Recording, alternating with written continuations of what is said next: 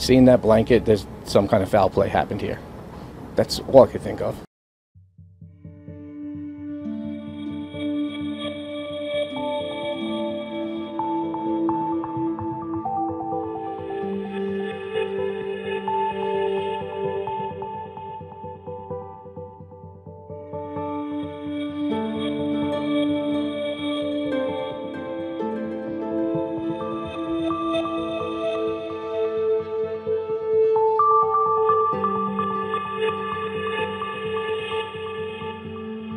We gotta get some kind of answers. I mean, it's just, this can't happen again to anybody.